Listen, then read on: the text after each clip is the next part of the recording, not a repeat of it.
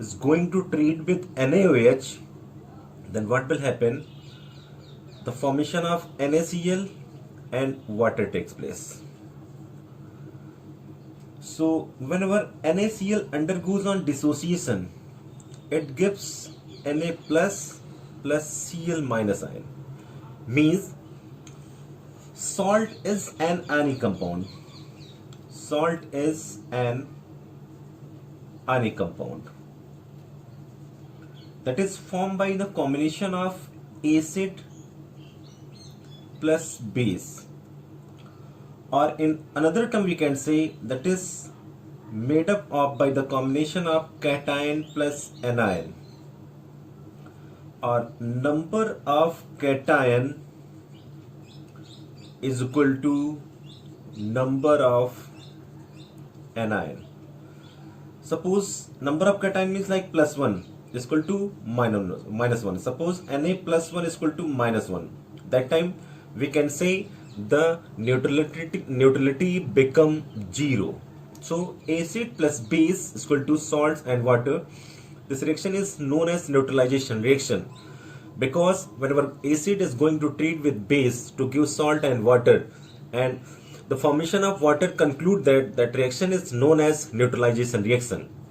Suppose I'm taking HCl plus NaOH, it gives NaCl plus H2O. NaCl undergoes on dissociation to give Na plus ion and Cl minus ion. That means I'm concluding that salt is an anionic compound. It is formed by the combination of acid and base. It is also formed by the involvement of cation plus anion. Means number of cation is equal to number of anion. That means whenever in case of any salt, the total number of cation becomes equal to the total number of anion. That time we can say the neutrality become 0. So how to define salt? Salts are the ionic compound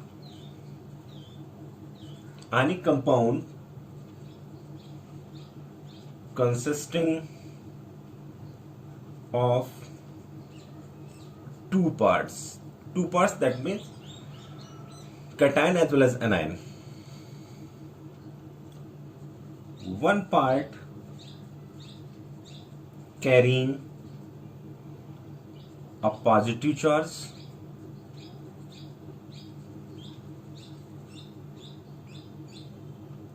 called cation, and the other part carrying negative charge, that is called anion. So salt is formed by the combination of acid plus base, and the part, suppose HCl plus NaOH. HCl undergoes on dissociation, it gives H plus Cl minus ion. Whenever NaOH undergoes on dissociation, it gives Na plus OH minus ion. So because according to the opposite charge attraction, Cl minus abstract the Na to form NaCl, and H and OH minus abstract to each other to form H2O. So it confirms that due to the formation of water, we can say that reaction is neutralization reaction. And also, what about the neutrality? So according to the neutrality means Na is containing plus 1 and Cl minus containing plus 1, minus 1 means neutrality become 0. So the number of positive charge and negative charge present in such that total positive charge is equal to, means total positive charge equal to total negative charge. So in that case we can say salt is a whole is the electrical neutral. In that time electrical neutral. That time the salt become electrical neutral. So most of the cases the formation of salt takes place between metal and non-metal. The metal part comes from the base and the non-metal part comes from the acid. So acid plus base to form salt. Why we call salt is an ionic compound? Salt is an ionic compound.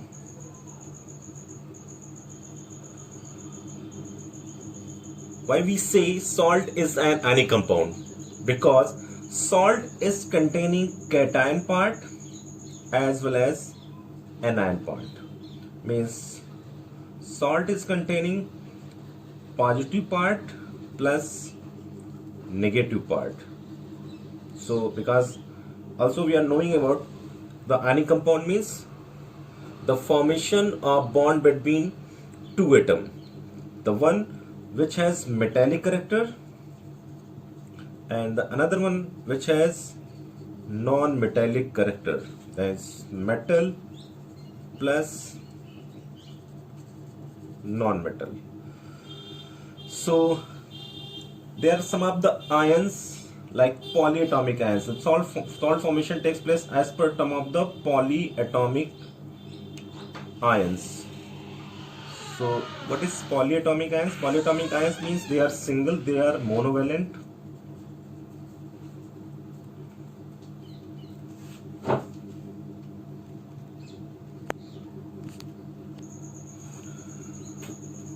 Monovalent means the single atom like Cl minus, Br minus, I minus, sulfur 2 minus, nitrogen 3 minus, phosphorus 3 minus. So these are monovalent. What about divalent? Divalent as well as trivalent like Cn minus, OH minus, Nc minus, SH minus. Trivalent means tri or polyvalent. Polyvalent like CO3 2 minus, SO4 2 minus, PO4 3 minus, NO3 minus, NO2 minus. So these are the polyatomic ion. So in that case the formation of salt is depend upon the polyatomic ions such as monovalent, divalent, trivalent as well as polyvalent. So some common salt and their formula. Some common salt and their formula. So like salt formula, positive ion, and the last one is negative ion.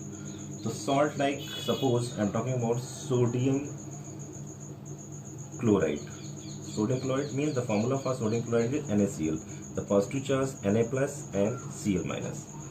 Suppose I am taking sodium sulfate.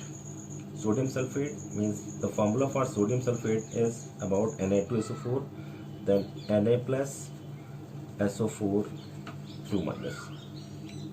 Suppose here I am taking sodium nitrate. Sodium nitrate. The formula for sodium nitrate is NaNO3. Positive charge is Na plus and negative ion is NO3 minus. Suppose I am taking potassium chloride. So potassium chloride, the formula for potassium chloride is K and K plus and Cl minus. So these some of the salts of sodium as well as potassium. Their name, formula, positive charge as well as negative charge. Like some of the rest of the example like calcium chloride. So calcium chloride, the formula for calcium chloride is CaCl2, Ca2 plus and Cl minus, 2 Cl minus. Suppose I'm taking sodium carbonate, then sodium carbonate Na2CO3 is 2 Na plus and CO3 2 minus. Suppose I'm taking aluminium sulfate. So what is the name formula for aluminum sulfate is Al2SO4 whole thrice, means 2Al3 plus 3SO4 2 minus. So these are some common salts and their formula. After that, the large number of reaction takes place forming salts. So a few most common reactions I'm going to explain. Like the first one is by neutralization of acids and bases. By neutralization of acids and bases. So acid react with bases to form salt and water. Suppose NaOH plus HCl, they gives NaCl plus H2O. Suppose KOH plus HNO3, then what will happen? OH means KNO3, potassium nitrate, and formation of water molecule takes place. Put MgO plus H2SO4, then what will happen? Magnesium sulfate plus H2O. Suppose I am taking NH4OH plus HCl, then NH4Cl plus H2O. So by neutralization of acid and bases, we can form some of the salts related to their families. After that, the second one, just I'm going to explain about the second reaction. The second one, by action of metal on acids. So by action of metal on acid, we can prepare some of the salts. So in that case, whenever the metal are going to treat with acid, that time they evolve hydrogen gas. So suppose zinc is going to treat with sulfuric acid, then what will happen?